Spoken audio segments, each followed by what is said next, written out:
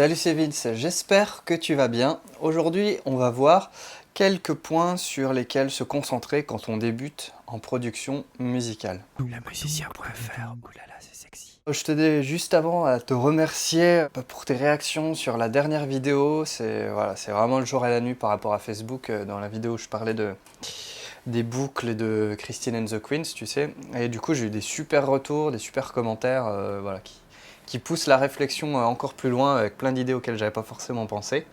Donc juste bravo, ça fait plaisir de voir qu'on ait une communauté de gens cool, je crois, et de gens intéressants et intéressés. Donc voilà, juste un grand merci, parce que ça fait vraiment plaisir ce genre de réaction.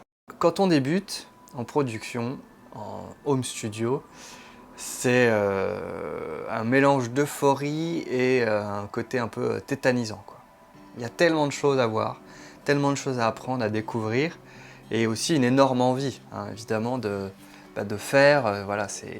C'est souvent le début d'une putain de passion, mais en même temps, on a souvent des ambitions, des énormes références en tête, et on se prend le gros mur de la réalité qui est j'arrive à rien. Et je pense que c'est important, alors peut-être que tu débutes pas forcément, mais si c'est le cas, ça va t'intéresser. Si c'est pas le cas, peut-être ça va te faire une bonne piqûre de rappel. Je pense que c'est important de distinguer les choses sur lesquelles se concentrer en priorité, et puis surtout de faire la différence, si tu veux, entre les outils et les techniques. Hein. Euh, les outils, ça va être, je sais pas, ton logiciel, savoir brancher une carte son, savoir même faire une prise de son, tu vois. Savoir, je sais pas, utiliser ton clavier MIDI, des choses en fait qui paraissent simples quand ça fait des années que tu fais ça, mais en fait, si tu te souviens bien au début, c'est juste, c'est horrible quoi. Enfin, il faut sans arrêt. Enfin, moi, je me souviens quand j'ai commencé vraiment sérieusement. Enfin, voilà, il fallait penser à brancher le câble, allumer le clavier MIDI, lancer Ableton, parce que ça buguait en plus et tout. Enfin bref, il y avait tout un ordre à respecter, etc. Enfin plein de réflexes à acquérir. Et au début, juste t'as envie de faire de la musique, mais ça ne marche pas quoi. C'est pas direct. Faut distinguer donc les outils. Hein. Je sais pas, c'est un guitariste quoi. Savoir faire 4 accords, savoir brancher un micro, savoir poser une petite rythmique sur 2 mesures, etc. Tout ça, c'est des outils en fait. Et c'est la priorité en fait. C'est vraiment la première des choses sur laquelle se concentrer. C'est la phase vraiment d'apprentissage pur et dur qui est un peu relou, hein, faut être honnête. Il n'y a pas énormément de récompenses au début, hein.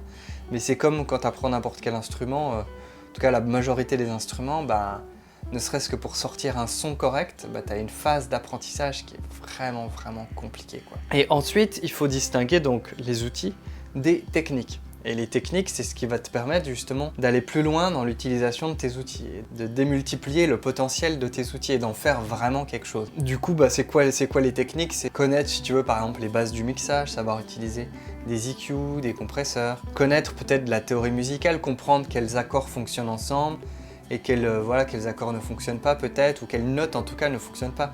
Ça c'est aussi développer l'oreille, hein. Donc c'est une espèce de... L'oreille c'est, si tu veux, c'est le concept qui transcende l'ensemble, à la fois les outils, à la fois la technique, etc. Mais tu vois, c'est vraiment savoir ce qui marche ou ce qui marche pas dans un contexte donné, hein. Utiliser le sound design pour créer des sons intéressants, des sons personnalisés, et puis être capable finalement de faire un titre, hein, et de l'arranger de A à Z. Les techniques, c'est vraiment ce qui intervient dans la deuxième phase, ce qui va te permettre de démultiplier le potentiel, donc, comme je te l'ai dit. Mais si tu n'as pas déjà la première phase vraiment où tu te bases sur les outils purs et durs, si tu ne sais pas du tout utiliser même, savoir quel pot à retourner pour voir un peu ce qui se passe, ça ne sert à rien ensuite derrière de passer à la deuxième phase, de te lancer corps, pieds et poings liés dans vraiment les techniques. L'exemple le plus évident et l'un des plus importants finalement en production et en mixage, c'est l'EQ. Savoir déjà comment faire un coupe bas, un coupe haut, savoir comment faire un boost, savoir comprendre comment régler un peu le Q de ton EQ pour faire ressortir vraiment une fréquence ou pour l'atténuer complètement. Ça, c'est savoir utiliser les bases de l'outil. Ensuite, derrière, apprendre à repérer une fréquence gênante, l'isoler et la supprimer. Ça, c'est des techniques, par exemple. mettre en avant peut-être, je sais pas, le brillant d'un instrument, ou au contraire atténuer, rendre un peu plus sourd un instrument ou une piste. Ça, c'est des techniques. Mais si t'as pas déjà la base de l'outil, hein, savoir tourner le potard et voir ce que ça fait, en gros, bah, tu peux pas utiliser la technique. Alors du coup, comment on peut passer dans ces phases d'apprentissage, cette espèce de balance entre outils et technique, sans trop de douleur? Pour moi, le plus essentiel, le plus évident, et je pense que je vais le répéter dans toutes les vidéos, hein, c'est de finir ses musiques. De faire plus de titres, de faire plus de musique, mais surtout de finir. Même si tes titres ne valent rien et que tu ne les feras jamais écouter à qui que ce soit, même pas à tes potes ou à ta famille, ce qui compte, c'est de les finir. C'est d'avoir un titre avec un début, un milieu, une fin. Et il n'y a que ce processus-là qui va te permettre d'intégrer vraiment tous ces concepts, hein, d'outils, de techniques, dans leur contexte réel. Parce que ça sert à rien, si tu veux, par exemple, de lire des articles ou de lire un manuel ou de suivre des formations ou de regarder des tutos sur un outil, mais si c'est pour jamais l'utiliser, tu vois. Pour jamais vraiment l'utiliser. Ok, tu sais tout de l'EQ. Bon. Mais qu'est-ce que t'en fais concrètement, là, dans tes titres à venir? Et du coup, fais le parallèle entre deux situations. Tu as une situation où tu vas faire un morceau pendant 6 mois. Je te blague pas, je sais qu'il y a des gens qui me suivent et ils sont sur le même morceau depuis 6 mois. Les gars, quoi, passez là, c'est bon. Ok, je vais passer 6 mois à faire mon titre parce que franchement, vaut mieux faire du qualitatif que du quantitatif. Ça peut se tenir si tu veux comme raisonnement. Parce que je veux faire le meilleur truc possible, je veux vraiment, voilà, donner le meilleur et avoir la meilleure qualité, le meilleur morceau possible. Donc je sais que ça prend du temps, donc je vais passer tout ce temps-là sur mon morceau. Puis d'un autre côté, t'as, je sais pas, Jean-Michel Levins, par exemple, qui lui va se dire, ok, bah moi je vais faire une chanson, je sais pas, tous les 15 jours, toutes les semaines même une chanson par mois. Franchement, c'est vraiment pas assez, mais une chanson par semaine, ok.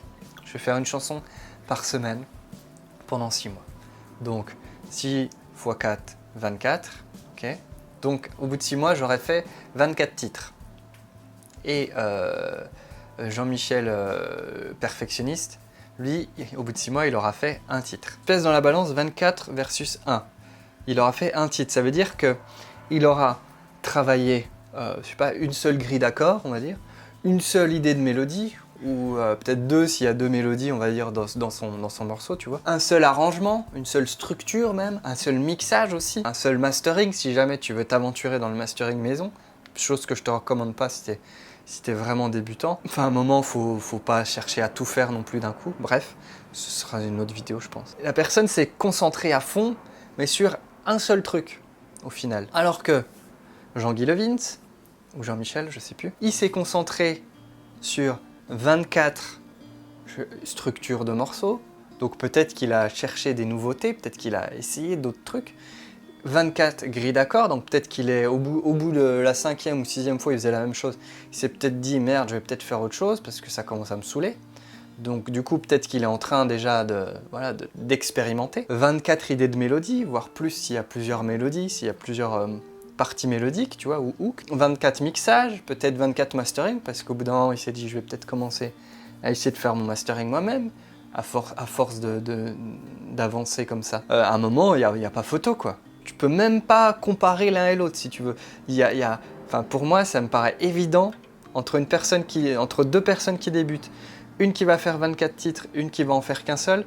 C'est impossible, je ne vois pas comment la personne qui s'est concentrée pendant 6 mois sur le même titre arrive à faire quelque chose de mieux que la personne au bout de son 24e morceau, tu vois. C'est impossible. Enfin, montrez-moi des exemples, je veux bien reconnaître mes erreurs en vidéo, il n'y a pas de problème, mais je vois pas comment techniquement c'est possible. Comment la personne qui a fait 24 morceaux différents, elle aura beaucoup plus avancé, c'est que simplement, elle aura répondu à plein de questions en cours de route.